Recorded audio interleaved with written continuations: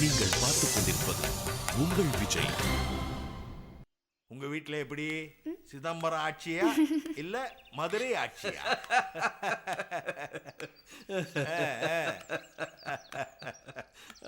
யாரு வீட்டுக்குள்ள இப்படி சிரிக்கிறது?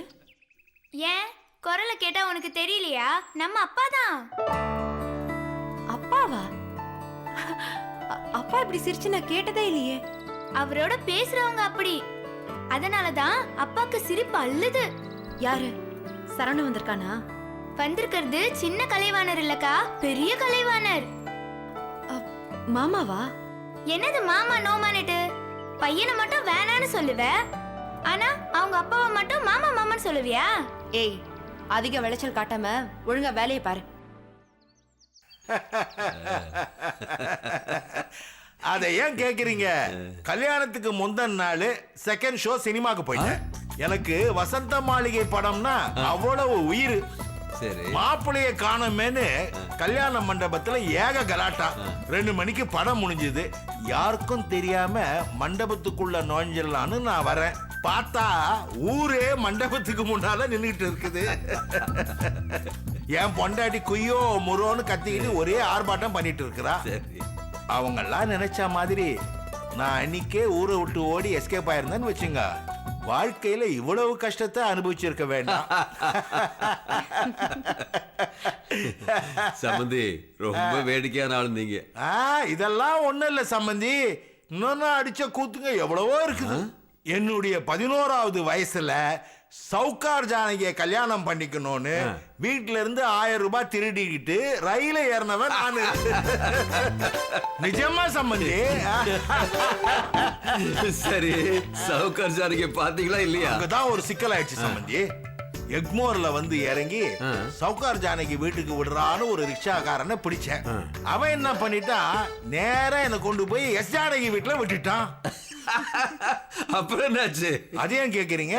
அந்த அம்மா பல அட்வைஸுகளை தெலுங்குல மாట్లాடி ஒரு 50 ரூபாவை கொடுத்து போய் வான்னு அனுப்பிச்சு வச்சாங்க.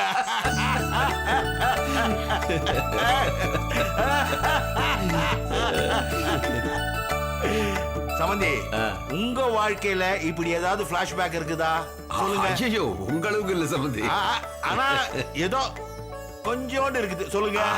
அதெல்லாம் வேணாம், சும்மா சொல்லுங்க சம்பந்தி, சொல்லுங்க. நான் பிஎஸ்சி படிக்கிறப்போ நான் தான் கிளாஸ்லயே ஃபர்ஸ்ட். அப்பெல்லாம் கபடி வேற நல்லா விளையாடுவேன். அப்போ என் கிளாஸ்ல ஜானகி ஜானகின்னு ஒரு ஐயர் பொண்ணு. ஆஹா, என்ன சம்பந்தி லவ்வா? ஆஹா, அப்படிலாம் சொல்றதுக்கு இல்ல. ஆனா அந்த அந்த பொண்ணுக்கு என்ன ரொம்ப பிடிக்கும். 2 பேரும் யாருக்கும் தெரியாம டிஃபன் பாக்ஸ் எல்லாம் மாத்திக்குவோம். ரொமான்டிக், ரொம்ப பிரமாதமான காதல் காட்சியா இருக்கு. பாதி நேரம் கிளாஸை கவனிக்கிறத விட்டுட்டு அவ என்னையே தான் கவனிச்சிட்டு இருப்பா. அப்ப இந்த ஜாதி சம்பிரதாயம் எல்லாம் ரொம்ப பெரிய விஷயம் சம்பந்தி. எனக்கு நல்ல ஞாபகம் இருக்கு சம்பந்தி. பியூசி கடைசி எக்ஸாம் எழுதுறப்போ தான் நான் அவளை கடைசியா பார்த்தேன். எதுவுமே பேசல, என் கையை பிடிச்சுக்கிட்டு ஒரு 10 நிமிஷம் அழுதா. எனக்கு ஒண்ணுமே புரியல. அப்புறம்தான் பசங்க சொன்னாங்க கல்யாணம் பண்ணிக்கிட்டு அவ மெட்ராஸ்ல இருக்கான்னு. இப்பவும் மெட்ராஸுக்கு வரும்போது மனசுக்குள்ள தோணும், இங்கதானே எங்கேயோ இருக்கான்னு. கவலையை விடுங்க, தேடி கண்டுபிடிச்சிட்டா போச்சு. ஐயோ, சும்மா சொன்ன சம்பந்தி. சம்பந்தி, உங்களுக்கு ஏதாவது இந்த மாதிரி? 11 வயசுலே சவுகார் ஜானகிய லவ் பண்ணவன் நானு. ஏன் லவ் விஷயம் எல்லாம் சொன்னேன்னு வச்சுங்க, அது ஒரு மளிகை சாமான் லிஸ்ட் மாதிரி இவ்வளோ தூரத்துக்கு வரும். இப்படி எல்லா பொண்ணுங்களையும் லவ் பண்ணிட்டு கடைசியில வீட்டுல பார்த்து வச்ச பொண்ண கல்யாணம் பண்ணிக்கிட்டேன். ஆனா நீங்க சொன்னதுல இருந்து தான் எனக்கு ஒண்ணு தெரிய வருது, நீங்க ஏன் உங்க பொண்ணு லவ்வுக்கு சப்போர்ட் பண்ணீங்கன்னு.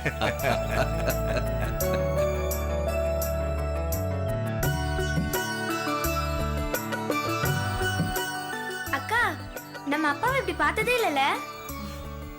சந்தோஷமா இருக்காருல்ல? நம்ம அப்பாக்குள்ள கூட ஒரு காதல் கதை இருக்கு பாரு. ஆமாடி, என்கிட்ட அப்பா எவ்வளவோ விஷயங்களை பேசியிருக்காரு, ஆனா இது சொல்லவே இல்லை. எல்லா விஷயத்தையும் பசங்க கிட்ட சொல்ல முடியுமா?